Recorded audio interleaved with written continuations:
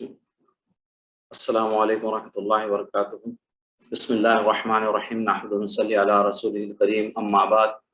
رب اشرح لی صدری ویسر لی امری واحلل عقدۃ من لسانی یفقهوا قولی، ربنا یسر ولا تعسر وتمم بالخیر، رب زدنی علما، اللہم فقہنی فی الدین، اے اللہ ہمیں دین کی سمجھ مجھ عطا فرما، آمین یا رب العالمین۔ جیسے ہم لوگ جو ہے سورہ اسرا پڑھ رہے تھے، تھوڑے سے آیات کا رہ گیا تھا، اس کے بعد جو ہے سورہ کہف انشاءاللہ شروع کریں گے، جو بہت انٹرسٹنگ ٹاپکس ہے۔ سورہ کہف میں بہت ساری چیزیں ہیں اس میں، تو تھوڑا سا جو ہے انشاءاللہ اس کو آگے بڑھتے ہیں۔ اعوذ باللہ من الشیطان الرجیم، بسم اللہ الرحمن الرحیم۔ وَلَقَدْ كَرَّمْنَا بَنِي آدَمَ وَحَمَلْنَاهُمْ فِي الْبَرِّ وَالْبَحْرِ وَرَزَقْنَاهُمْ من طیبات وفضلناہم علی کثیر ممن خلقنا تفضیلا۔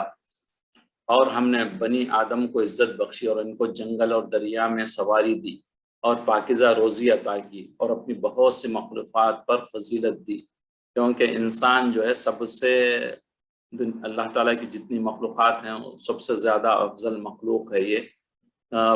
یہ جو ہے فرشتوں سے بھی یہ اونچا ہو جاتا ہے، کیونکہ اس کے ساتھ گناہ اور نیکی کا دونوں کا جذبہ ہے۔ فرشتوں کے پاس تو ایک ہی نیکی کا جذبہ ہے، وہ کبھی اللہ کی جو ہے نافرمانی نہیں کرتے، لیکن انسان کے پاس دونوں جذبے ہیں، نیکی کا بھی ہے، اطاعت کا بھی ہے، اور نافرمانی کا بھی اس میں جذبہ ہوتا ہے۔ اس لیے جو ہے یہ سب سے اونچی مخلوق ہے۔ یہ یوم ندعو کل اناس بامامہم فمن اوتی کتابہ بیمینہ فاولئک یقرؤون کتابہم ولا یظلمون فتیلا۔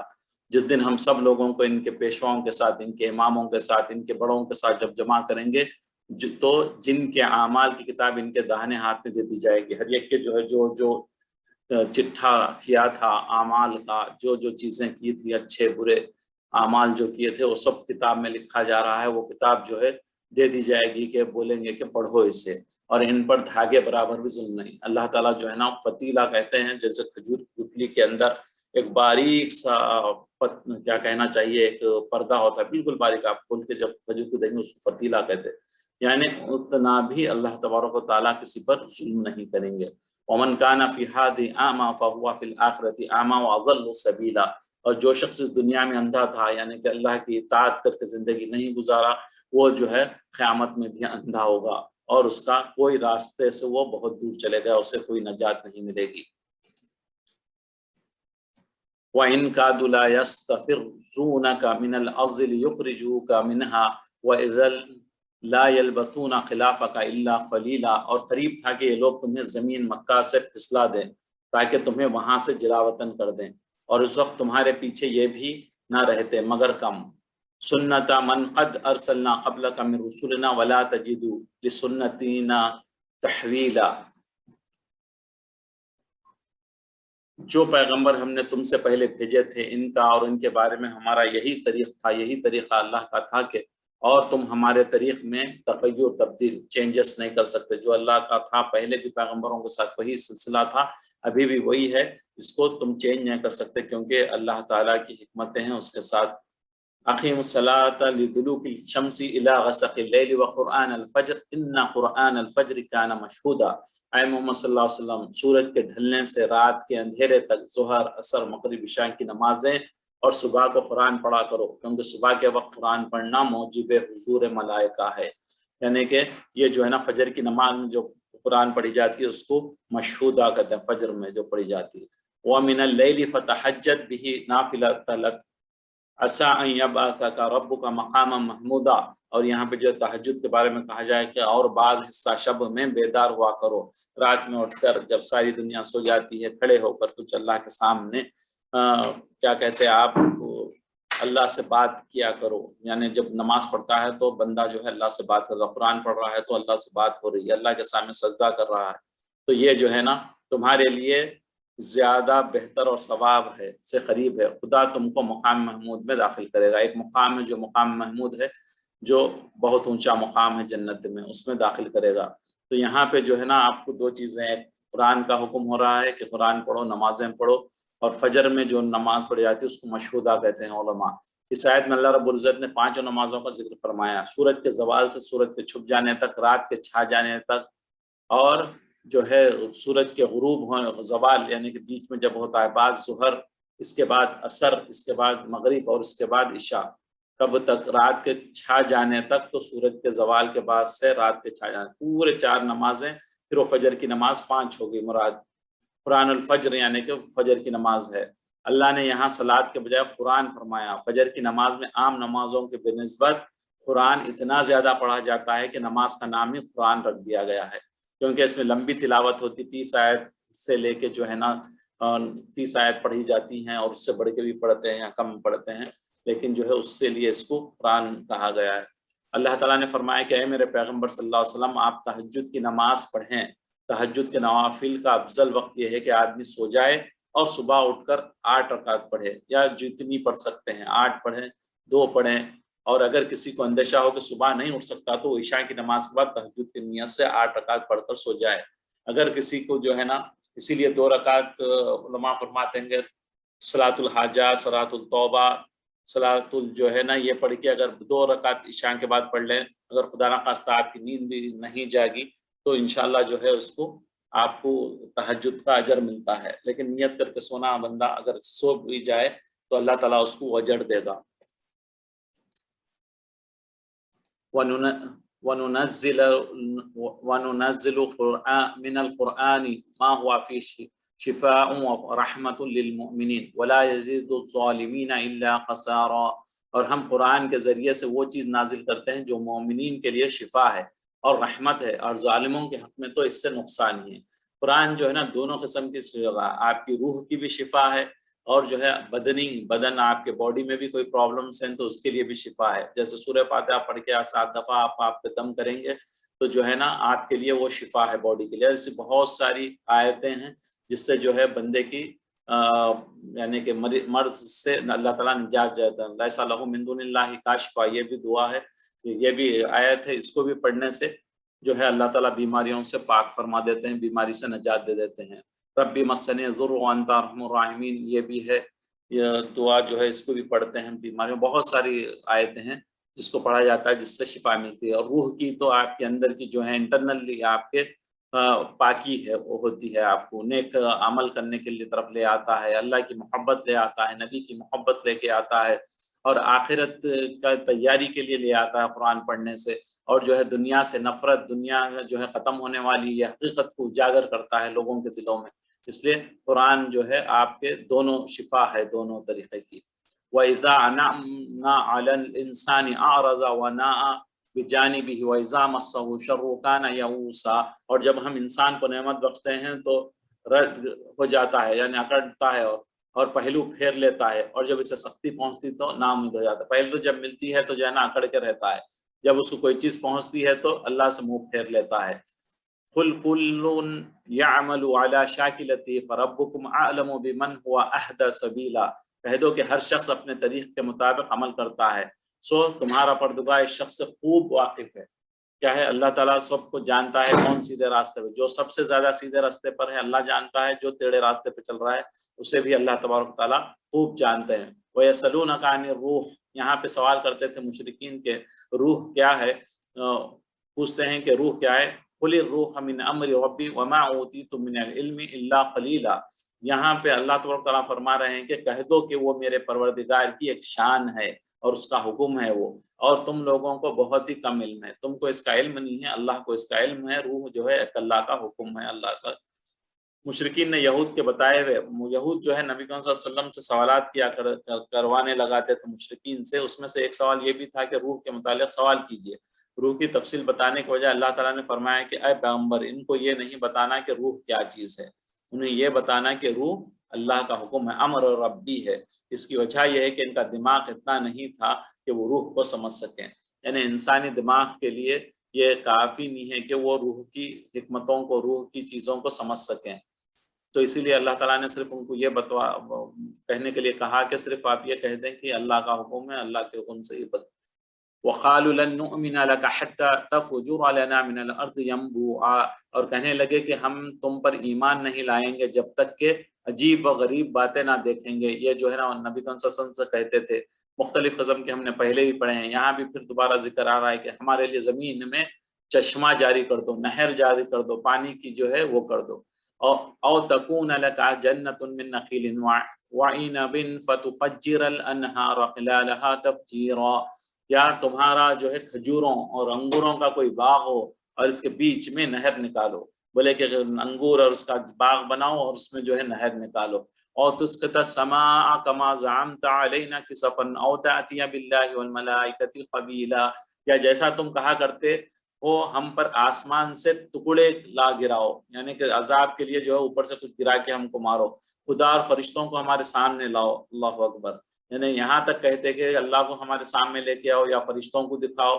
او یکون لک بیت من زخرف او ترقى في السماء ولن نؤمن لرقيك حتى تنزل علينا كتابا نقرأه قل سبحان ربي هل كنت الا بشرا رسولا، یا تو تمہارے سونے کا گھر ہو یا تم آسمان سے چڑھ جاؤ، یعنی آسمان پہ چڑھ جائیں آپ، ہم کو بتاؤ ایسا، یا آپ کا گھر جو ہے نا سونے کا بن جائے اور ہم تمہارے چڑھنے کو بھی نہیں مانیں گے جب تک کہ کوئی کتاب نہ لو، یعنی اوپر چڑھو، چڑھے بھی تو ہم نہیں مانیں گے، اوپر چڑھ کے وہاں سے جو ہے ہمارے لیے کتاب لے کے آؤ، ہم پڑھ کر بھی لیں گے، جسے ہم پڑھ لیں گے.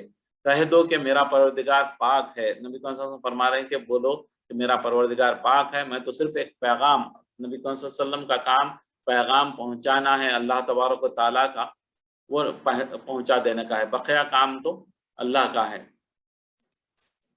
مشرکین مکہ بہت سارے بیجا سوالات کے مطالبات پہلے بھی جیسے ہم نے پڑھ چکے کرتے تھے.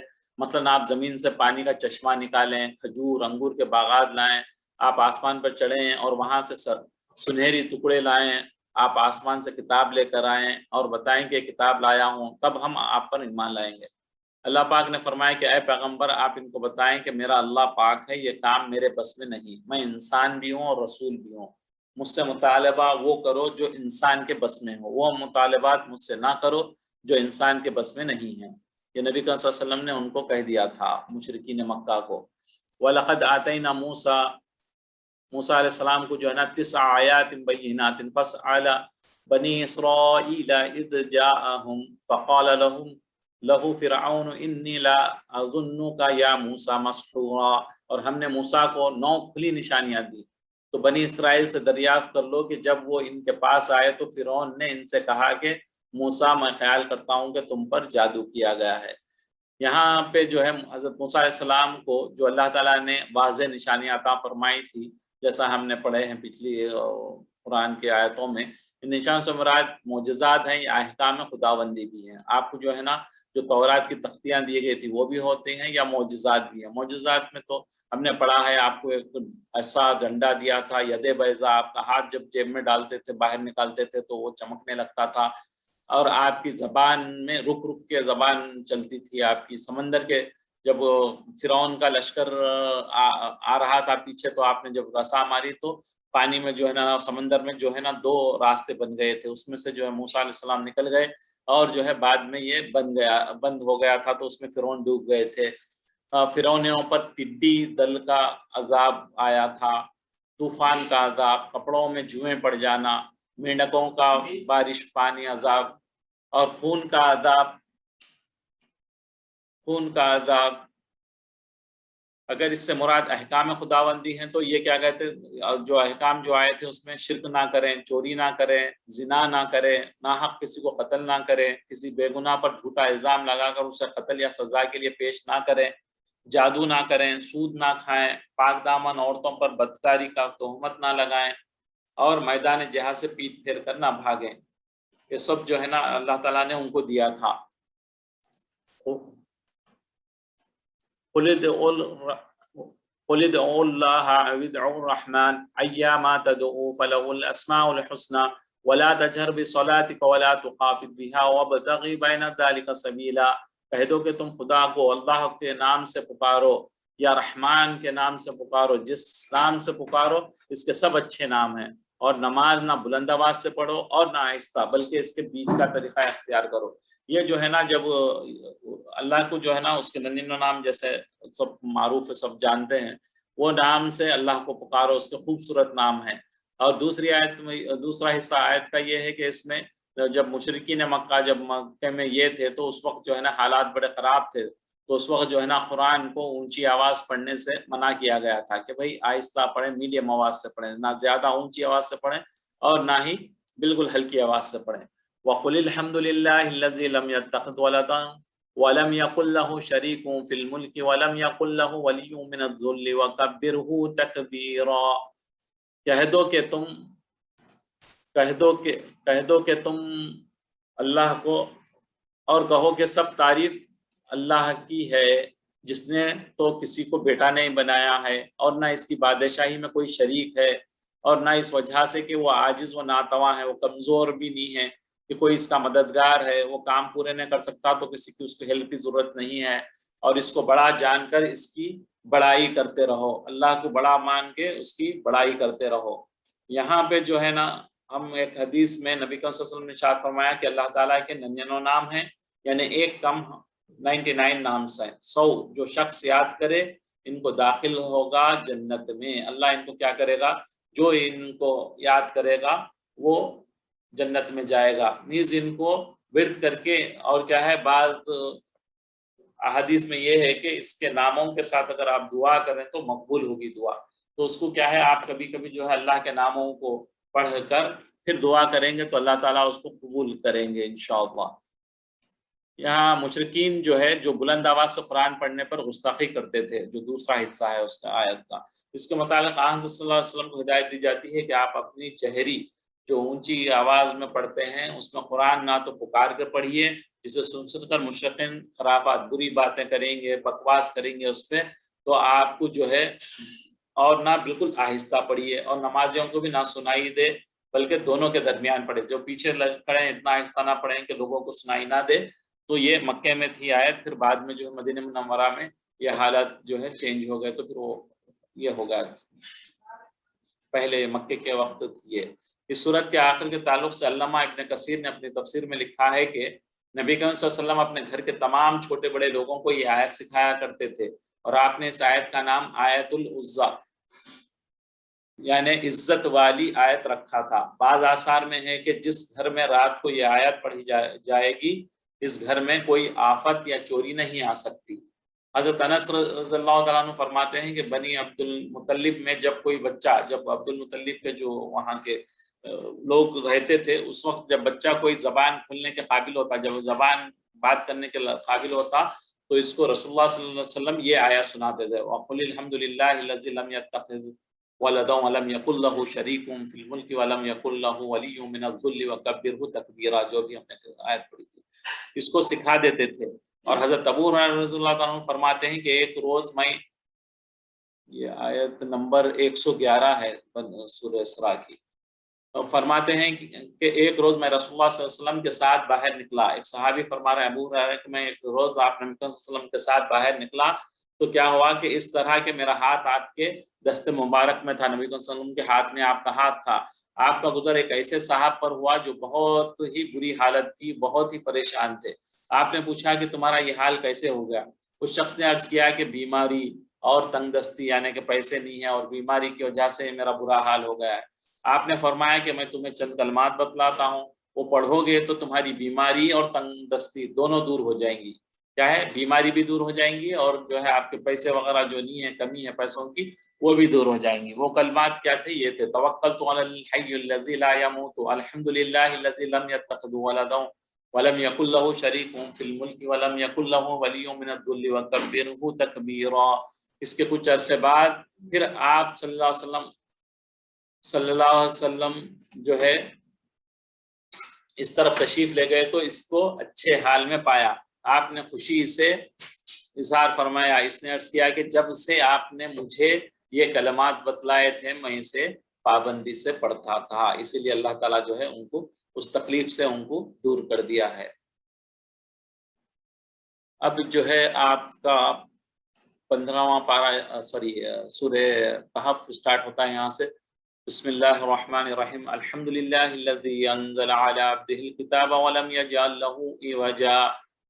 یہاں پہ جو ہے پھر جو ہے یہود مختلف قسم کے سوالات کرتے تھے، نبی صلی اللہ علیہ وسلم سے مشرکین کو بھیجتے تھے کہ یہ قصے پوچھو ان سے ایک تو پچھلے جیسے روح کے بارے میں پوچھے تھے، اب یہاں پہ جو ہے نا 3 واقعات کے بارے میں پوچھ رہے ہیں کہ اس میں جو ہے سوال کر رہے ہیں. ایک تو اصحاب کہف کے بارے میں، اور قصہ خضر اور موسیٰ علیہ السلام کا جو سورہ کہف میں ہے اس کے بارے میں پوچھ رہے ہیں، یا اور جو ہے ذوالقرنین ایک بادشاہ گزرے ہیں، تو ذوالقرنین کے قصے کے بارے میں پوچھتے ہیں، کیونکہ یہ اس دور میں عیسائیوں اور یہودیوں کی تاریخ میں تھا یہ قصوں کا.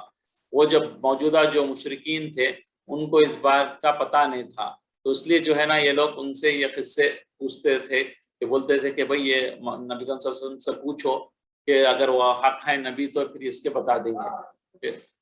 حجاز میں اہل عرب میں ان کا کوئی چرچا نہیں تھا. جب عرب جو تھے وہاں پہ مکہ مکرمہ میں، تو یہود امتحان کے غرض سے ان سوالات کا انتخاب کیا کرتے تھے. یہ بات کھل جائے کہ واقعی محمد صلی اللہ علیہ وسلم کے پاس کوئی غیبی علم ہے یا ان کے پاس کوئی علم آتا ہے یا نہیں،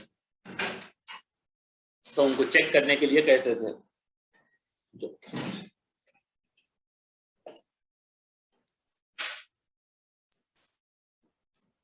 کہف کہتے ہیں کیف کو، جیسے پہاڑوں میں جو ہوتا ہے سوراخ اس کو کیف کہتے ہیں.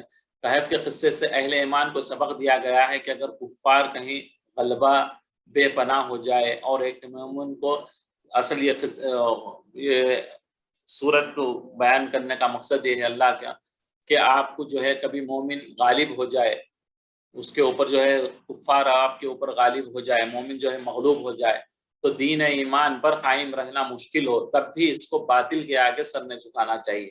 پھر بھی جو ہے نا باطل جو ہے اس کے سامنے اپنا سر نہیں جھکانا چاہیے. جس طرح اللہ تعالیٰ مطلق ہے، اصحاب کہف کو ایک مدت، ایک پیریڈ تک، لمبی پیریڈ تک جو ہے کچھ 300 سال پلس تک جو ہے نا مدت تک نیند سلا کر پھر ان کو دوبارہ اٹھایا. اسی طرح اس کی قدرت سے دوبارہ قیامت میں تمام انسانوں کو زندہ کر کے اٹھانا اللہ کے لیے آسان ہے، جس سے کفار انکار کرتے ہیں. گویا اصحاب کہف کا واقعہ قیامت کی دلیل اس اعتبار سے ہے کہ جو اللہ کئی 100 سال سلانے کے بعد بیدار کر سکتا ہے، وہ جو ہے انہیں دوبارہ زندہ بھی کر سکتا ہے. اسی طرح قیامت میں اللہ تعالیٰ دوبارہ زندہ کر سکتا ہے. اس کے بعد قصہ ذوالقرنین کا سنایا. ایک روایت میں ہے کہ حضرت علی رضی اللہ عنہ سے منقول ہے کہ رسول اللہ صلی اللہ علیہ وسلم نے فرمایا کہ جو شخص جمعہ کے دن، یہ جو ہے نا فضیلت ہے سورہ کہف کی، جمعہ کے دن جو سورہ کہف پڑھ لے وہ 8 روز تک، یعنی اگلے جمعہ تک ہر فتنے سے محفوظ رہے گا، اور اگر دجال نکل آئے تو یہ اس کے فتنے سے بھی محفوظ رہے گا. ایک روایت میں ہے کہ جو شخص سورہ کہف جمعہ کے دن تلاوت کرے، اس کے قدم سے لے کر آسمان کی بلندی تک نور ہو جائے گا، جو قیامت کے دن روشنی دے گا، اور پچھلے جمعہ سے اس دن تک کے اس کے سب گناہ اللہ تبارک تعالیٰ معاف فرما دیں گے. حضرت ابو درداء رضی اللہ تعالیٰ عنہ سے ایک روایت ہے کہ جس شخص نے سورہ کہف کی پہلی 10 آیتیں حفظ کر لیں وہ دجال کے فتنے سے محفوظ رہے گا. تو انشاءاللہ کوشش کرنی چاہیے، خاص طور سے بچوں کو جو ہے اس طرف توجہ دلا کر ان کو یاد دلوانا چاہیے کہ آخری اور پہلی 10 سورہ کہف کی آیتیں. اور دوسری ایک روایت میں یہی مضمون ہے کہ سورہ کہف کی آخری 10 آیتیں یاد کرنے کے متعلق ہے. اور حضرت انس رضی اللہ عنہ سے روایت ہے کہ رسول اللہ صلی اللہ علیہ وسلم نے فرمایا کہ سورہ کہف پوری کی پوری ایک وقت میں نازل ہوئی، ایک ہی ٹائم پہ نازل ہوئی، اور 70,000 فرشتے اس کے ساتھ آئے، جس سے اس کی عظمت، اس کی جو ہے نا کتنی اونچی صورت ہے اس کا اندازہ ہوتا ہے. یہ جو ہے نا کتنی امپورٹنٹ صورت ہے، یہ اکثر ہم میں سے ہر جمعہ کو پڑھتے ہی ہیں. اب اس کو انشاءاللہ تھوڑا آگے ہم پڑھتے ہیں. ولا تقولن لشيء إني فاعل ذلك غدا إلا أن يشاء الله واذكر ربك إذا نسيت وقل عسى أن يهديني ربي لأقرب من هذا رشدا. یہاں پہ جو ہے نا نبی کریم صلی اللہ علیہ وسلم، اصل یہ آیت کو پڑھنے کا یہ مقصد یہ ہے کہ حالانکہ 23ویں 24ویں آیت پڑھا میں نے آپ کے سامنے، نبی کریم صلی اللہ علیہ وسلم نے فرمایا کہ کل بتاؤں گا. جب کفار مکہ آئے تھے تو ان کو بولے کہ میں کل بتاؤں گا، اور انشاءاللہ کہنا بھول گئے. تو یہاں پہ انشاءاللہ کی امپورٹنس ہے کہ بندہ کوئی بھی کام کرے تو اسے انشاءاللہ کہے. کل وہ پھر آ گئے، پھر فرمایا کہ کل بتاؤں گا، پھر دوبارہ نبی کریم صلی اللہ علیہ وسلم نے انشاءاللہ نہیں کہا. کچھ دن تک وہی اسی لیے بند ہو گئی تھی. پھر 15 دن کے بعد یہ سورہ نازل ہوا. اس میں یہ آیت آئی کہ ولا تقولن، نہ کہیے آپ، لشین کوئی چیز، انی فاعل ذلک غدا، یعنی کہ آپ میں کل کروں گا، بلکہ کوئی چیز مت کرو. کسی کام کی نسبت نہ کہنا کہ میں اسے کل کر دوں گا، مگر کیا کہنا ہے آپ کو؟ انشاءاللہ، اگر اللہ چاہے تو میں کروں گا۔ کہ میرے پیغمبر آپ انشاءاللہ فرمایا کریں۔ اس صورت میں ان کے آخری 2 سوالوں کا تفصیل کے ساتھ جواب ہے، انشاءاللہ وہ ہم آگے پڑھیں گے۔ تو یہاں پہ جو ہے نا ہم کو یہ سبق مل رہا ہے کہ آپ ہر کام میں جو بھی کرتے ہیں تو اسے انشاءاللہ کہیں گے۔ ام حسبت ان اصحاب الکہف والرقیم کانوا من آیاتنا عجبا، کیا تم خیال کرتے ہو کہ غار اور لوح والے ہمارے نشانیوں میں سے عجیب تھے؟ اذ ابى الفتية الى الكهف فقالوا ربنا آتنا من لدنك رحمة وهيئ لنا من امرنا رشدا، جب وہ جوان غار میں جا رہے تھے، 2 بندے جو ان کے ساتھ جو ساتھی تھے جو غار میں جا رہے تو کہنے لگے کہ اے ہمارے پروردگار، ہم پر اپنے ہاں سے رحمت نازل فرما اور ہمارے کام کو درست فرما۔ فضربنا علی آذانہم فی الکہف سنین عددا، تو ہم غار میں کئی سال تک ان کے کانوں پر نیند کا پردہ ڈال دیا تھا، اللہ تعالیٰ کیا کرے ان کو نیند سلا دیے تھے۔ ثم بعثناہم لنعلم ای الحزبین احصی لما لبثوا امدا، پھر ان کو جگہ اٹھایا تاکہ معلوم کریں کہ جتنی مدت وہ غار میں رہے دونوں جماعتوں میں سے اس کی مقدار کس کو خوب یاد ہے۔ اللہ تعالیٰ جو ہے نا پھر ان کو زندہ کیا تھا، وہ سو گئے تھے وہ نیند سے۔ گزشتہ درسوں میں بتلایا قریش مکہ نے یہود کے سکھلانے سے نبی کریم صلی اللہ علیہ وسلم سے جو ہے مختلف جو ہے سوالات کرتے تھے، پوچھتے تھے۔ یہاں پہ جو ہے اصحاب الکہف اور رقیم دونوں جو ہے نا ایک ہی اسی کی دونوں کے نام ہیں، وہ کہتے ہیں، بعض تفاسیر میں لکھا ہے کہ دونوں ایک ہی ہیں، ایک ہی جماعت کے 2 نام ہیں۔ اصحاب رقیم سے جو ہے نا تختیاں جو رہتے اس کو رقیم کرتے، لوگ تختیاں والے لوگ، یا اصحاب الکہف یا کیف والے لوگ، یہ ہے۔ قرآن پاک میں احادیث صحیحہ تفصیل نہیں ہے یہ کب ہوا تھا یہ واقعہ، لیکن قرآن مجید کو جو ہے نا ان چیزوں سے سروکار نہیں رہتا کہ کب ہوا ہے، لیکن اصل اس میں کیا عبرتیں ہیں، اخلاقی کیا برائیاں ہیں، اس میں اخلاقی کیا فائدے ہیں، یہ اس کو قرآن بتاتا ہے، اس لیے وہ تاریخی چیزوں کو یہ ڈسکس نہیں کرتا قرآن۔ رومی بادشاہ دقیانوس سے یہاں تھوڑا سا تفصیل ہم پڑھیں گے، انٹرسٹنگ واقعہ بھی ہے یہ۔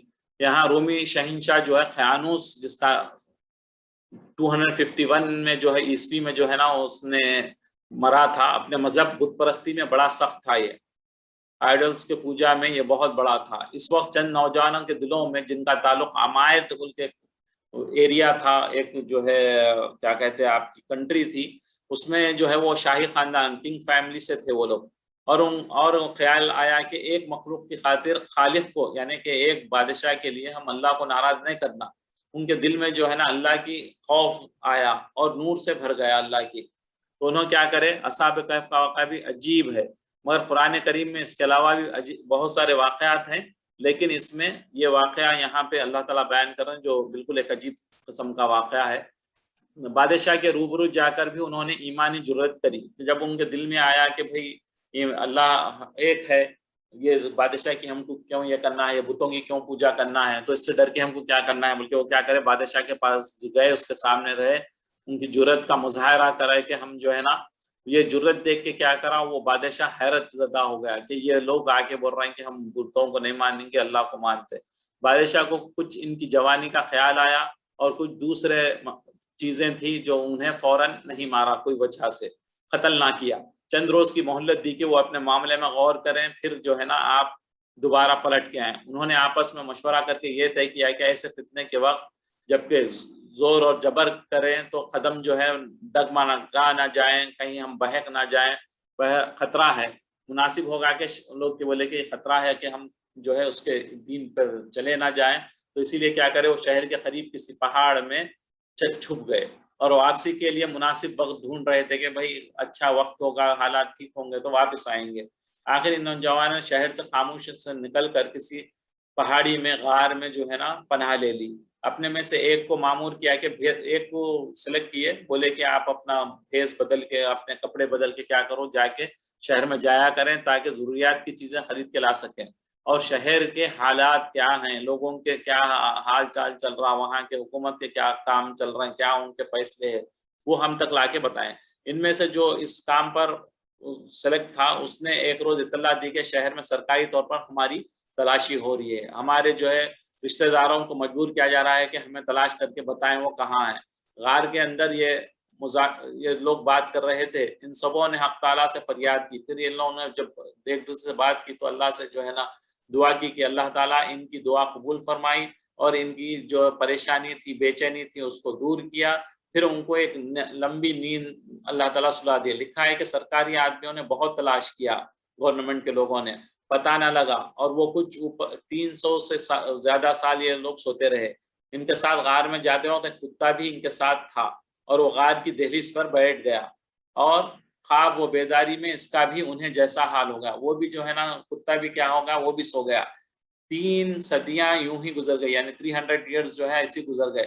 تخت روم پر جو ہے نا کوئی دوسرا بادشاہ آ گیا. آخر 3 صدی بعد ایسا بادشاہ آیا کہ جو بت پرستی چھوڑ کر، اس وقت کا مذہب عیسائی تھا، کرسچینٹی تھا، تو وہ صحیح تھا. کرسچینٹی تو اب بنا ہے، لیکن وہ جب عیسیٰ علیہ السلام کے جو فالوورز تھے وہ صحیح اسلام پہ تھا، مذہب پر تھا. مگر اس کے دور میں جو ہے مر کر زندہ ہونے پر بحث ہوتا تھا کہ بھائی دوبارہ آدمی زندہ ہوگا، مرنے کے بعد کیا اللہ پھر دوبارہ زندہ کر. اس پہ جو ہے وہ بحث مباحثے ہوتے تھے.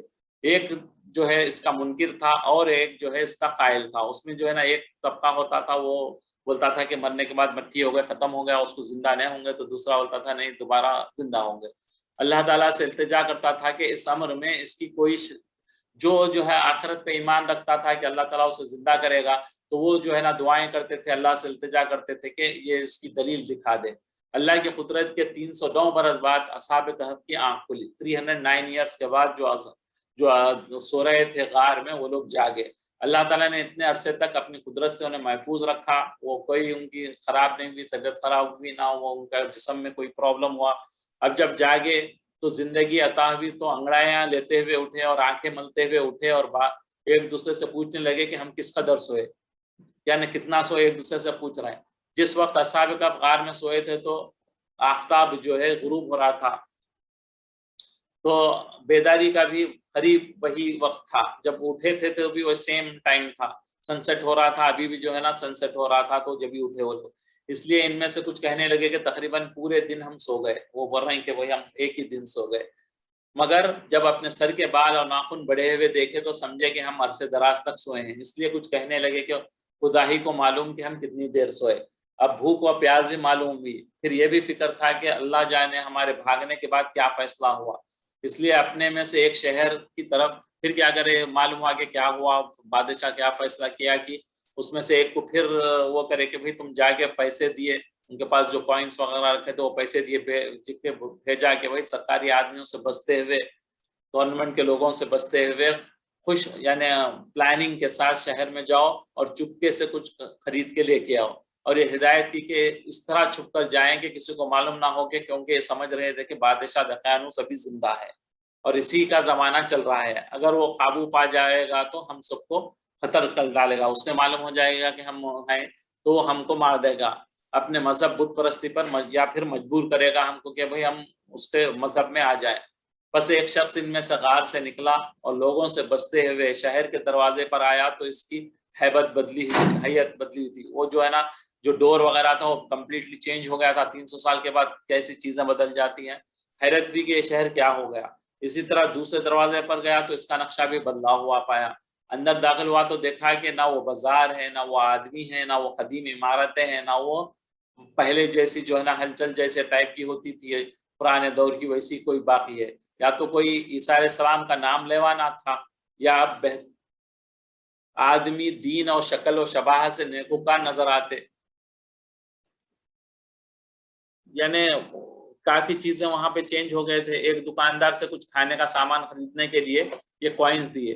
دکاندار یہ پرانا سکہ دیکھ کر جو ہے نا وہ پریشان ہو گیا اور تعجب کرنے لگا، اور اس کو شبہ ہوا کہ اس کو کہیں گڑا ہوا خزانہ تو نہیں ملا. وہ اب یہ سمجھنے لگے کہ ان کے پاس یہ پرانے کہاں سے ہے، کہیں سے پڑے ہوئے دبے ہوئے تھے خزانے میں سے یہ ملے شاید سمجھ کے جو ہے نا وہ دکاندار حیرت کرنے لگا. بازار میں بھیڑ لگ گئی، لوگ جمع ہو گئے. لوگ پوچھنے لگے کہ سچ بتاؤ تم کون ہو اور یہ روپیہ تم کو کہاں سے ملا، ضرور کوئی پرانا خزانہ تم کو ملا ہوگا.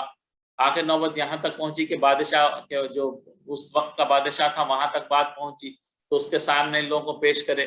اس نے پوچھا کہ بتاؤ تم کون ہو، کہاں کے ہو اور یہ روپیہ کہاں سے لائے ہو.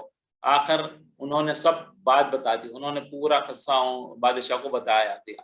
اس بادشاہ نے تسلی دی کہ دقیانوس کے زمانے کو کوئی 100 برس گزر گئے ہیں، اب میں بادشاہ عیسائی مذہب رکھتا ہوں۔ دولت اور بادشاہ نے دیگر فرائض تحقیقات سے معلوم کر لیا کہ یہ وہی لوگ ہیں۔ اس طرح سب کو مر کر دوبارہ زندہ ہونے پر یقین آ گیا۔ یہ جو ہے نا ایک نشانی بتائی کہ بھئی کیسے اللہ تعالیٰ زندہ کرتے ہیں، تو ان کو سب کو یقین آ گیا کہ انسان پھر دوبارہ مرنے کے بعد دوبارہ زندہ ہوگا۔ بادشاہ تمام لوگوں کے ساتھ، دولت کے ساتھ، ان کو ساتھ لے کر غار پر پہنچا جہاں ان کے دوسرے ساتھی چھپے ہوئے تھے اور انتظار کر رہے تھے کہ انہوں نے کہا کہ پہلے غار کے اندر مجھے جانے دو تاکہ میرے ساتھی بھیڑ دیکھ کر نہ گھبرائیں۔ وہ غار میں گئے اور پھر باہر نہ آئے۔ بادشاہ نے بہت کوشش کی کہ اندر جا کر تلاش کرے، مگر قضاء و قدر نے راستہ نہ دیا، یعنی کہ وہ اس کو راستہ نہیں ملا کہ اندر جانے کا۔ خدا جانے وہ دوبارہ سو گئے یا وفات پا گئے۔ بادشاہ نے پتھر یا سیسے کی تختی کا کدبہ غار کے دہانے پر لگا دیا، اسی لیے اس کو رقیم کہا گیا ہے۔ یہ تختی لگا کے اس کو سیسے کا وہ کر کے بند کر دیا، اس نے بند کر کے وہاں پہ تختی لگا دیا، صاف کہف کے مطابق لگوا دیا، اور وہاں بطور یادگار ایک عبادت گاہ بنوا دی انہی قصے کی طرف، یعنی کہ اللہ یہ جو ہے سورہ کہف ہے۔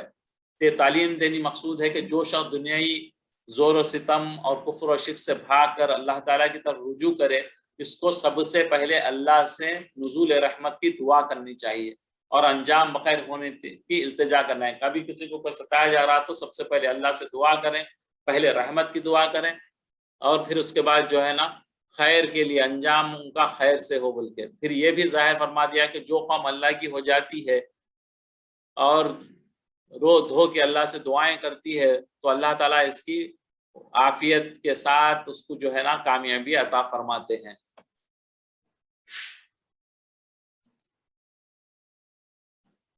یہ قصے میں جو ہے نا کئی باتیں معلوم ہیں۔ ایک یہ کہ جو لوگ اللہ کے راستے میں کوشش کرتے ہیں، اللہ تعالیٰ پر ایمان سچا رکھتے ہیں، تو اللہ تعالیٰ ان کو مزید ہدایت عطا فرماتے ہیں۔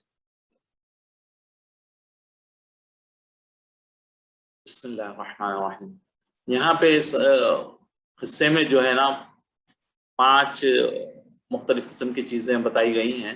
ایک یہ کہ جو اللہ کے راستے میں اللہ کو تلاش کرنے کی کوشش کرتے ہیں اور اللہ پر ایمان پختہ رکھتے ہیں، اللہ تعالیٰ ان کو مزید ہدایت عطا فرماتے ہیں، ہدایت پر ثابت قدم بھی رکھتے ہیں۔ دوسری یہ کہ اہل ایمان کو اظہار حقانیت، یعنی کہ جب حق بات کہنا ہے تو اس میں ڈرنا نہیں چاہیے اور کسی کے ڈر سے اسے اپنا حق بات جو ہے اسلام کی دین کی اسے کہنا بتانا چاہیے۔ تیسرے ہے کہ شرک اور غیر اللہ کی پرستش کا کوئی واضح ثبوت ممکن نہیں ہے، یعنی کہ کوئی ثبوت نہیں ہے، جس بات کا ثبوت نہ ہو وہ واجب الترک ہے۔ ان لوگوں کو معلوم تھا کہ یہ غلط ہے تو اسی لیے جو ہے نا انہوں نے ان کو چھوڑ دیا تھا۔ تو اسی طریقے سے جب آپ کو پتا ہے تو ان چیزوں کو چھوڑ دینا چاہیے جس سے جو ہے شرک وغیرہ ہے۔ چوتھے یہ کہ اپنی طرف سے شرعی مسائل یا قائد کا فیصلہ کرنا اور اس فیصلے کو بغیر کسی ثبوت کے اللہ تعالیٰ کی طرف منسوخ کرنا۔ کوئی بھی چیز کی بات کو جو ہے عقائد کو جو ہے اسے اللہ کی طرف منسوخ کرنا جس کا علم نہ ہو، یہ جو ہے نا بڑا ظلم ہے اور اللہ پر بہتان تراشی ہے۔ پانچواں یہ کہ جو مادی وسائل، جو چیزیں آپ کو دی گئی ہیں دنیا کے اعتبار سے، نظر اٹھا کر اللہ تعالیٰ کی طرف دل و جان سے متوجہ ہونا ہے۔ یہ دنیا کی چیزوں کو چھوڑ کر اللہ کی طرف متوجہ ہونا ہے، اسی کی عبادت کرنا ہے اور اسی سے مدد مانگنا ہے۔ اللہ تبارک تعالیٰ یقیناً مدد فرماتے ہیں۔ وَتَرَى الشَّمْسَ إِذَا طَلَعَت تَزَاوَرُ عَنْ كَهْفِهِمْ ذَاتَ الْيَمِينِ وَإِذَا غَرَبَتْ تَقْرِضُهُمْ ذَاتَ الشِّمَالِ وَهُمْ فِي فَجْوَةٍ مِّنْ ذَلِكَ مِنْ آيَاتِ اللَّهِ مَنْ يَهْدِ اللَّهُ فَهُوَ الْمُهْتَدِ وَمَنْ يُضْلِلْ فَلَن تَجِدَ لَهُ وَلِيًّا مُرْشِدًا۔ اور جب سورج نکلنے تو تم دیکھو کہ دھوپ ان کے غار سے داہنی طرف سمٹ جانے، اور جب غروب ہو تو اسے لیفٹ سائڈ جائے اور اس کے میدان میں تھے۔ یہ اللہ کی نشانیوں میں سے ہے، جس کو اللہ ہدایت دیتے ہیں ہدایت پاتا ہے وہ، اور جس کو اللہ تعالیٰ گمراہ کرتے ہیں تو اس کے لیے کوئی دوست نہیں ہے جو راستہ بتائے ان کو۔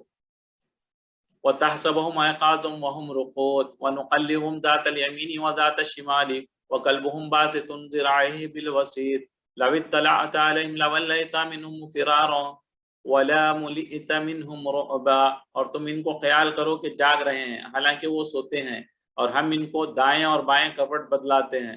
اللہ تبارک تعالیٰ جو ہے ان کی نیند میں کروٹیں بدلا رہے ہیں، اور ان کا کتا چوکھٹ پر دونوں ہاتھوں پھیلائے ہوئے تھا، اگر تم ان کو جھانک کر دیکھتے تو پیٹ پھیر کر بھاگ جاتے اور ان سے دہشت کرتے. اگر تم دیکھتے ان کو غار میں تو بھاگ جاتے ڈر کے ان کو دیکھ کے. اس کی تفسیر میں جو ہے اصحاب کہف کا قصہ یہاں بیان کیا جاتا ہے، اور آپس میں مشورہ کر کے ایک پہاڑی غار میں چھپ گئے تھے. حق تعالی شانہ نے ان پر نیند طاری کی جیسے ہم نے پڑھا اور لیٹ کر سو گئے. اسی قصے میں آگے یہ بتایا جا رہا ہے کہ 309 برس وہ غار میں رہے. اصحاب کہف پر نیند طاری ہونے کی حالت میں گزری، یعنی اس غار کے اندر کیا حالت تھی، دھوپ یا جاتی تھی، ہوا پہنچتی تھی یا پہنچنے کی کوئی کیفیت تھی. ایک طویل بہت عرصے تک یہ لوگ جو ہے نا اسی حالت میں رہے، لیکن کروٹ بدلتے رہے، زندہ انسانوں کی طرح جو ہے یہ کروٹ بدلتے رہے. ان کے ساتھ جو کتا تھا وہ کس طرح وفاداری کا حق ادا کر رہا تھا. اس مجموعی کیفیت کا اثر باہر سے جھانک کر دیکھنے والے کوئی باہر سے دیکھتا تو اسے حیرت ہوتی تھی اور وہ پریشان ہو جاتا تھا. چنانچہ بتلایا جا رہا ہے کہ اللہ تعالیٰ نے اپنے قدرت کاملہ سے انہیں ایسے ٹھکانے کی طرف رہنمائی کی جہاں مطمئن ہو کر آرام کرتے رہے. غار ایسی وضع کا بنا ہوتا، ایسے شیپ میں بنا ہوا تھا کہ جس میں دھوپ ضرورت کی پہنچتی تھی اور جو ہے نا انہیں کوئی تکلیف نہیں ہوتی تھی، دھوپ نہ ان پر زیادہ ہوتی تھی اور نہ ڈھلتے وقت. بہت ساری جگہوں پہ ایسے پہاڑ بنے ہیں جس میں جو ہے اندر بہت دور تک چلے جاتے ہیں، کہیں تنگ اور کہیں کشادہ جگہ ہے، کھلے ہوئے بھی ہوتے ہیں، تنگ بھی ہوتے ہیں. یہ اصحاب کہف اہل توحید کے مقیم تھے.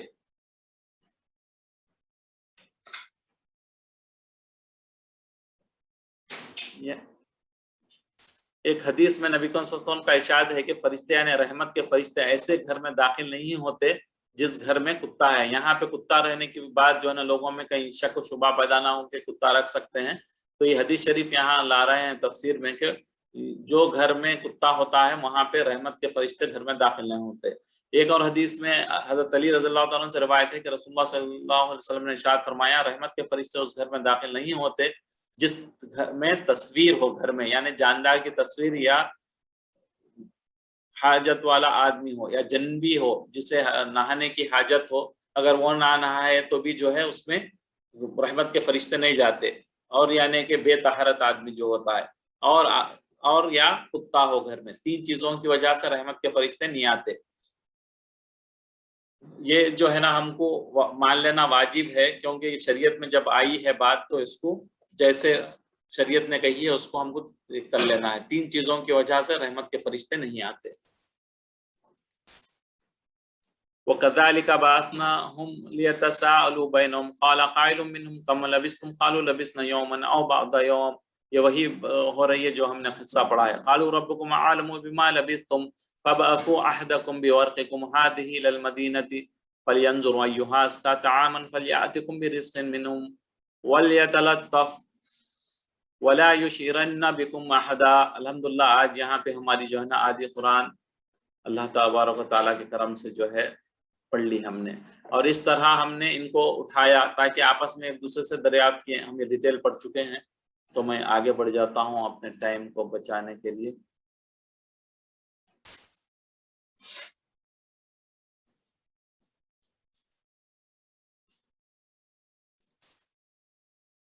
وَاضْرِبْ لَهُم مَثَلًا رَجُلَيْنِ جَعَلْنَا لِأَحَدِهِمَا جَنَّتَيْنِ مِنْ أَعْنَابٍ وَحَفَفْنَاهُمَا بِنَخْلٍ وَجَعَلْنَا بَيْنَهُمَا زَرْعًا.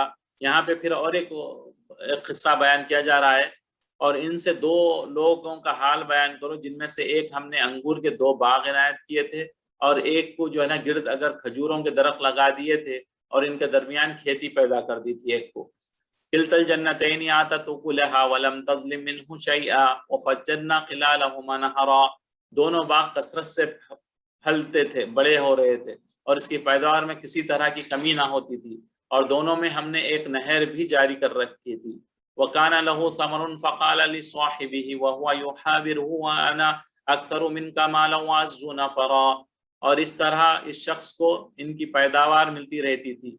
تو ایک دن جب کہ وہ اپنے دوست سے باتیں کر رہا تھا کہنے لگا میں تم سے مال و دولت میں بھی زیادہ ہوں اور جماعت میری لوگ بھی میرے ساتھ زیادہ ہیں، لحاظ سے بھی میں زیادہ لوگوں میں بھی میں زیادہ عزت والا ہوں. وَدَخَلَ جَنَّتَهُ وَهُوَ ظَالِمٌ لِنَفْسِهِ قَالَ مَا أَظُنُّ أَن تَبِيدَ هَٰذِهِ أَبَدًا.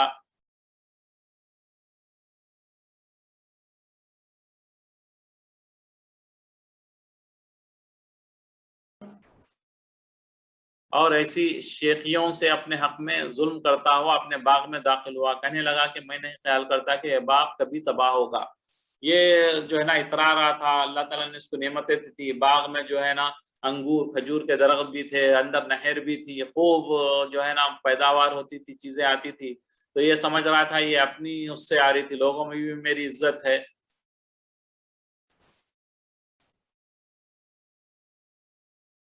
مثال یہاں پہ اللہ تبارک تعالیٰ نے یہ بیان کی گئی ہے کہ دو شخص تھے، جن میں ایک مالدار تھا جس کو اللہ نے 2 باغ عطا فرمائے تھے، جن میں انگوروں کی بیلیں کثرت سے پھیلی ہوئی تھیں اور ان کے ارد گرد کھجوروں کے درخت لگے ہوئے تھے، بیچ میں جو ہے بیلیں تھی اور اطراف جو ہے کھجوروں کے درخت تھے، دونوں باغوں کے درمیان کھیتی لگی ہوئی تھی، پھل پھول بھرپور آ رہے تھے، کسی قسم کا نقصان نہیں، ادھر ادھر نہریں جاری تھے اس کے کھیت میں، اس کے پاس طرح طرح کی ہر وقت پیداوار ہوتی تھی، دولت چاروں طرف سے اس کے پاس آ رہی تھی۔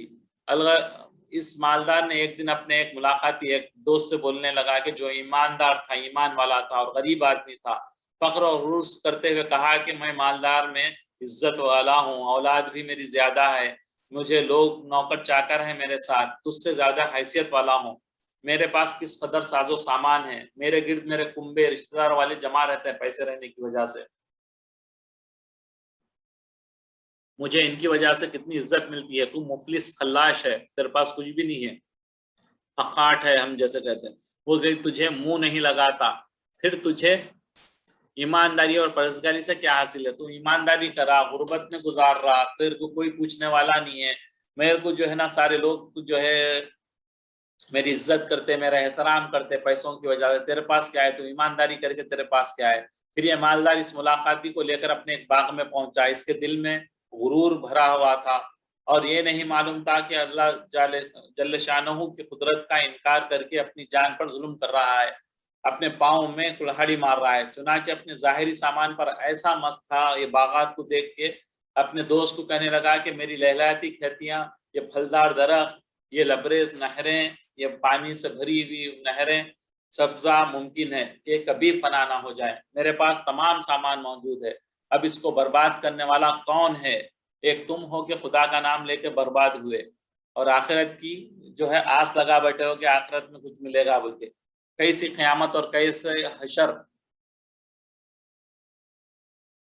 اور آخرت کی جو ہے نا آس لگا کے بیٹھے، قیامت کیسا قیامت ہوگی، کیا حشر ہوگا، مجھے تو قیامت آنے کا کوئی یقین نہیں ہے، اور اگر بالفرض تمہارے خیال کے مطابق آئی بھی تو ظاہر ہے کہ اللہ میں پیارا ہوں، اللہ کا میں پیارا ہوں، ورنہ وہ مجھے آج بھی ہم سمجھتے ہیں کہ دولت وغیرہ دی تو یہ اللہ کا والا ہے، اللہ جو ہے اس کو دے رہا ہے، اللہ اس سے راضی ہے سمجھتے ہیں، ایسی بات نہیں ہے، کبھی جو ہے کافروں کو، کبھی جو ہے نافرمانوں کو بھی دیتا ہے ڈھیل دینے کے لیے، جو ہے نا یہ بھی یہی کہہ رہا تھا کہ کیسے دے دیتا ہے، اگر وہ اللہ مجھ سے ناراض ہوتا تو کیوں دیتا تھا، وہاں بھی مجھے اس سے بہتر مال و متا دے گا، وہاں بھی آخرت میں بھی جو ہے جب یہاں دیا تو مجھے وہاں بھی دے گا بولتا، تمہاری حالت آخرت میں بھی خستہ ہوگی، وہاں بھی تم جو ہے نا خلاص رہو گے، جب خدا نے دنیا میں تمہیں کچھ نہیں دیا تو آخرت میں بھی کیا دے گا، اور میں جس طرح دنیا میں یعنی کہ خوشحال ہوں، آخرت میں بھی چین و آرام سے رہوں گا۔ اس قصے میں یہ تقریر جو ہے اس مالدار کافر کی دخل فرمائی گئی ہے، جو اس دنیا کو اپنی جنت سمجھ رہا تھا۔ آج بھی کفار اور کمزور بددین جنہیں دنیا میں کچھ شان و شوکت اللہ نے مال و دولت حاصل ہو جاتی ہے تو اس غلط فہمی میں مبتلا ہو جاتے ہیں کہ انہیں دنیا ہی میں جنت نصیب ہو چکی ہے، اب وہ اور کون سی جنت ہے جسے وہ حاصل کرنے کی فکر کریں گے، وہ بولتے ہیں کہ یہی جنت ہے، وہ کہاں کی جنت ہے، وہ کوئی جنت نہیں ہے۔ اس مغرور مالدار کی تقریر کا جواب جو غریب دیندار ملاقاتی نے دیا اور پھر جو انجام دنیا ہی میں اس مغرور مالدار کا ہوا، یہ جو ہے نا اگلی آیتوں میں اس کا آ رہا ہے۔ لَكِنَّهُ اللَّهُ رَبِّي وَلَا أُشْرِكَ بِرَبِّي أَحَدًا وَلَوْلَا إِذْ دَخَلْتَ جَنَّتَكَ قُلْتَ مَا شَاءَ اللَّهُ لَا قُوَّةَ إِلَّا بِاللَّهِ إِن تَرَنِي أَنَا أَقَلُّ مِنكَ مَالًا وَوَلَدًا، مگر میں تو یہ کہتا ہوں کہ اللہ ہی میرا پروردگار ہے اور میں اپنے پروردگار کے ساتھ کسی کو شریک نہیں کرتا،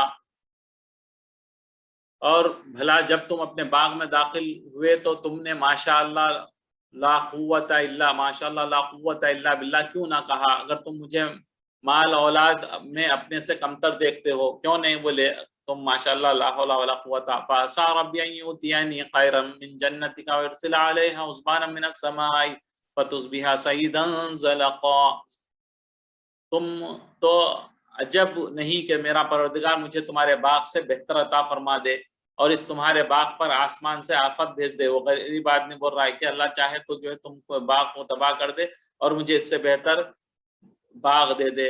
او یصبح ماؤها غورا فلن تستطيع له طلبا، اور اس کے پاس نہر پانی گہرا ہو جائے تو پھر تم سے نہ لا سکو گے. وحیط بثمره فاصبح يقلب كفيه على ما انفق فيها وهي خاوية على عروشها ويقول يا ليتني لم أشرك بربي أحدا. اور اس کے میووں کو عذاب نے آ گھیرا. جو جس کے باغات تھے اس کو کیا ہوا؟ اللہ کا عذاب گھیرا، وہ اپنی چھتریوں پر گر کر رہ گئے.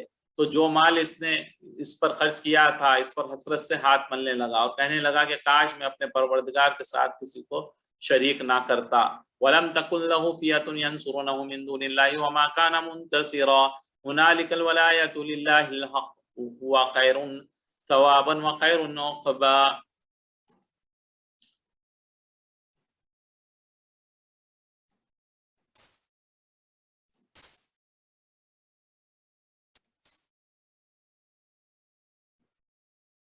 یہاں پہ جو ہے ماشاءاللہ نہیں کہنے کی جو ہے اب جو ہے 5 چیزیں پھر دوبارہ یہاں پہ وہ بندے کے کہہ رہا ہے اللہ تعالیٰ.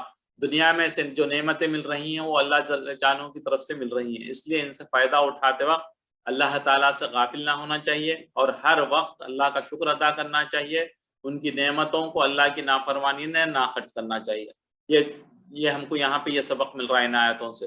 دوسرے، اپنے مال و دولت سامان اللہ نے جو دیا ہے اس پہ فخر اور تکبر نہیں کرنا چاہیے. تیسرے یہ کہ ایمان کو اس سے یہ تعلیم و تلقین ملتی ہے کہ اپنی ناداری اور محتاجی کا غم نہ کریں، جس کو نہ ملے تو وہ غم نہ کریں اور کافروں کی دولت کو دیکھ کر تمنا اور راحت کی تمنا نہ کریں. چوتھے، غرور اور تکبر اور مال اور دولت کو برباد کر دیتا ہے. کیا ہے؟ غرور اور تکبر کرنے سے مال برباد ہو جاتا ہے. پانچواں یہ ہے کہ دولت خوب زیادہ ہے، اولاد بھی زیادہ ہے تو کیا کرنا چاہیے؟ ماشاء اللہ لا قوت الا باللہ کہنے. اس کے مفہوم کا یقین رکھنے کے ساتھ کہنا چاہیے، مفہوم کے ساتھ. انہیں آیات کو سامنے رکھ کر بعض سلف کا مقولہ ہے کہ جسے اپنی اولاد یا مال یا حال پسند آئے اسے یہ کلمہ کہنا چاہیے، پڑھ لینا چاہیے. روایت میں ہے کہ جب آدمی کو اپنے گھر بار میں کوئی چیز نظر آتی ہے تو یہ کلمہ پڑھ لینا چاہیے. شعب الایمان میں حضرت انس کی روایت ہے کہ رسول اللہ صلی اللہ علیہ وسلم نے فرمایا کہ جو شخص کوئی چیز دیکھے وہ اس کو پسند آئے تو اگر اس نے یہ کلمہ کہہ لیا ماشاء اللہ لا قوت الا باللہ تو اس کو کوئی چیز نقصان نہیں پہنچائے گی،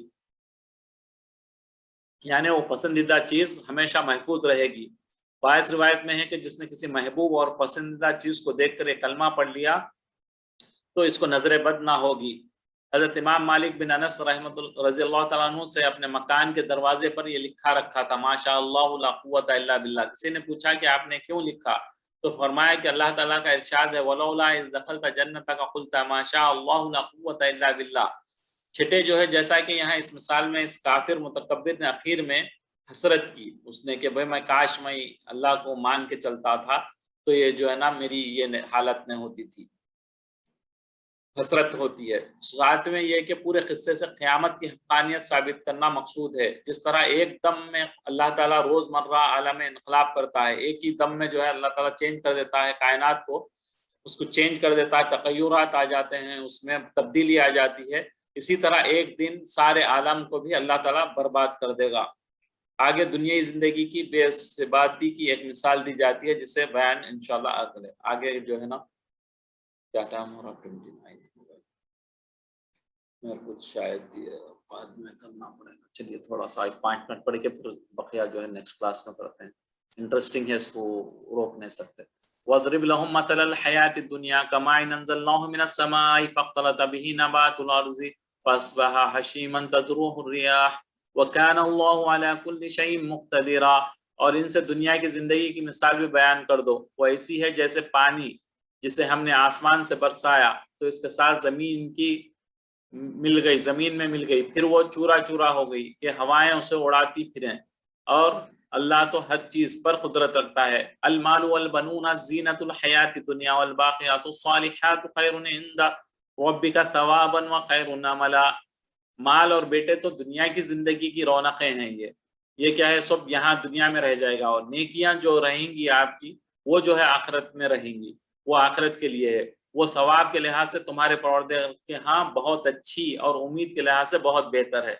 बेटे वगैरह तो जो है ना एक यहीं पे ये हो जाएंगे, लेकिन असल चीज जो है, जो नेक अमाल करेंगे वो आप नेक अमाल आखिरत में मिलेंगे। हजरत इब्ने अब्बास रज़ियल्लाहु तआला अन्हु से मनकूल है कि बाकी रहने वाली चीजें क्या है, सुभान अल्लाह वल्हम्दुलिल्लाह वला इलाहा इल्लल्लाह वल्लाहु अकबर वला हौला वला कुव्वता इल्ला बिल्लाहिल अलिय्यिल अज़ीम, ये कलमात हैं। और दूसरे कलमात भी हदीस में आए हैं, सुभान अल्लाह ला इलाहा इल्लल्लाह वल्हम्दुलिल्लाह अल्लाहु अकबर वला हौला वला कुव्वता।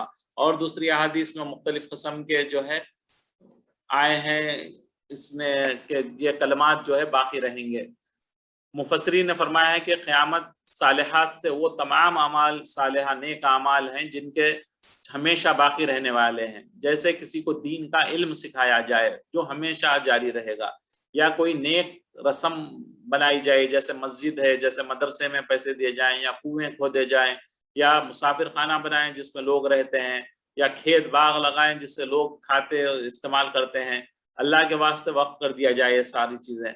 या औलाद को ऐसी तरबियत दें कि वो सालेह आलिम बने, बाअमल आलिम बने, तो वो छोड़ जाएं तो ये भी सदक़ात जारिया है जिनका सवाब मरने के बाद भी मिलता रहता है। और यही कौल अक्सर मुफस्सिरीन के नज़दीक है कि जिसमें नमाज, रोज़ा, आमाल हज और कलमात मासूरा यानी सुभान अल्लाह वल्हम्दुलिल्लाह वला इलाहा इल्लल्लाह वल्लाहु अकबर वला हौला वला कुव्वता, ये सब जो है चीज़ें बाकी रहने वाली हैं। बक़िया सब औलाद सब सारी चीज़ें जो है यहीं ख़त्म हो जाने वाली हैं। वयौम नुसय्यिरुल जिबाल व तरल अर्ज़ बारिज़तन व हशरनाहुम फलम नुग़ादिर मिनहुम अहदा। और जिस दिन हम पहाड़ों को चलाएंगे और तुम जमीन को साफ मैदान देखोगे क़यामत में, और इन लोगों को हम जमा कर लेंगे तो इनमें से किसी को भी नहीं छोड़ेंगे। सारे के सारे लोगों को अल्लाह तबारक व तआला क़यामत में फिर दोबारा जिंदा करके जमा कर देंगे। व उरिदू अला रब्बिका सफ़्फ़न लक़द जिअतुमूना कमा ख़लक़नाकुम अव्वल मर्रा बल ज़अमतुम अल्लन नजअल लकुम मौईदा। और सब तुम्हारे परवरदिगार के सामने सब बांध के खड़े हो जाएंगे, लाए जाएंगे, तो हम इनसे कहेंगे कि जिस तरह हमने तुमको पहली बार पैदा किया था इसी तरह तुम हमारे सामने आए, लेकिन तुमने ये तो ख्याल कर रखा था कि हमने तुम्हारे लिए क़यामत कोई वक्त मुकर्रर ही नहीं किया था। ये काफिर लोग के लिए कहेंगे अल्लाह ताला कि भाई तुम तो समझते थे कि क़यामत होएगी नहीं, दोबारा पैदा ही नहीं होंगे, लेकिन हमने तुमको पैदा करके देखो ऐसे फिर से दोबारा सामने खड़ा कर लिया है। ववुज़िअल किताबु फ़तरल मुजरिमीना मुश्फ़िक़ीना मिम्मा फ़ीहि व यक़ूलूना या वैलतना मा लिहाज़ल किताबि ला युग़ादिरु सग़ीरतन वला कबीरतन इल्ला अहसाहा व वजदू मा अमिलू हाज़िरा वला यज़लिमु रब्बुका अहदा। और अमलों की किताब खोल कर जो जो अमल किए हैं आमाल नामा जो कहते हैं उसे रख दी जाएगी, तो तुम गुनाहगारों को देखोगे कि जो कुछ इसमें लिखा होगा इससे डर रहे होंगे, हाय हमारी शामत, हाय हमारी मौत, और कहेंगे कि हाय हमारी शामत, ये कैसी किताब है, ना इसमें छोटी बात छोड़ी गई है ना ही बड़ी बात छोड़ी गई, जो कुछ हमने किया है वो सब इसमें लिखा हुआ है, मगर इसमें सारी चीजें लिखा हुआ है, और जो अमल किए होंगे सबको हाजिर पाएंगे, जो जो वो किया होगा वो सब देख लेंगे, और तुम्हारा परवरदिगार किसी पर जुल्म नहीं करता। बुखारी और मुस्लिम में रिवायत है कि इब्ने अब्बास रज़ियल्लाहु तआला अन्हु से मनक़ूल है कि एक मरतबा रसूलुल्लाह सल्लल्लाहु अलैहि वसल्लम ने खुतबा दिया जिसमें इरशाद फरमाया कि ए लोगों, तुम क़यामत में अपने रब के सामने नंगे पाँव नंगे बदन पैदल चलते हुए आओगे, और सबसे पहले जिसको लिबास पहनाया जाएगा वो इब्राहिम अलैहिस्सलाम होंगे। सुनकर हज़रत आयशा ने सवाल किया, या रसूल अल्लाह, क्या सब मर्द और औरतें नंगे होंगे और एक दूसरे को देखते होंगे? आपने फरमाया कि इस रोज़ हर एक को ऐसा परेशानी होगी और ऐसी फिक्र घेरेगी कि किसी को किसी की तरफ देखने का मौका ही ना मिलेगा, सबकी नजरें ऊपर उठी हुई होंगी। फिर आमाल नामा हर एक को दिया जाएगा, गर्ज हर छोटी बड़ी हरकत इसमें लिखी हुई होगी। हैरत से कहेंगे कि अरे ये क्या हुआ, ये तो हमारी जिंदगी का पूरा फोटो खिंचा हुआ है, कोई नकल व हरकत ऐसी नहीं जो इसमें मज़कूर ना होगी, जो भी करेंगे वो सब सारे चीजें इसमें लिखी होगी, लेकिन ये तमाम इंसानी जिंदगी की होगी, जैसा कोई बोएगा वैसा ही काटेगा। ऐसा हरगिज ना होगा कि किसी ने कोई जुर्म ना किया हो और वो इसके नामा अमाल में लिख दिया जाए, और ना ये भी, और ऐसा भी ना होगा कि कोई बेगुनाह को पकड़कर सजा दे डाली, جائے گی۔ اللہ تعالیٰ ذرے برابر کسی کی حق تلفی نہیں کرتا۔ اللہ تعالیٰ جو ہے نا جو کرے گا وہ اس کو جو ہے نا اس قسم سے اللہ تعالیٰ عذاب دے گا یا اس کو اجر دے گا، اس کا بدلہ دے گا۔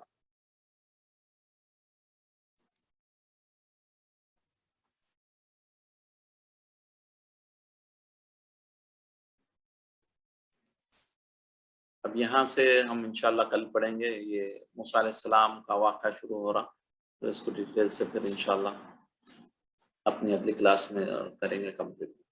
سبحانک اللہم بحمدک نشہد ان لا الہ الا انت نستغفرک ونتوب الیک۔ اللہ تعالیٰ جو کچھ ہم نے سنا اس پر عمل کرنے کی توفیق نصیب فرما۔ اللہ تعالیٰ سب کی پریشانیوں حاجتوں کو پورا فرما، اور جو بیمار ہیں اللہ تعالیٰ انہیں شفاء کاملہ عاجلہ نصیب فرما۔ اللہ تعالیٰ جو ہے سارے بچوں کو دین پر قائم فرما، اور ہماری آنے والی اولاد کو قیامت تک کے لیے دین پر قائم فرما، دین کے داعی بنا، نبی کے سپاہی بنا، قرآن کے شہدائی بنا، قرآن کو خوب سمجھ کر پڑھنے والا بنا، اور اس کی دعوت کو لے کر ساری دنیا میں گھومنے پھرنے والا بنا۔ آمین یا رب العالمین۔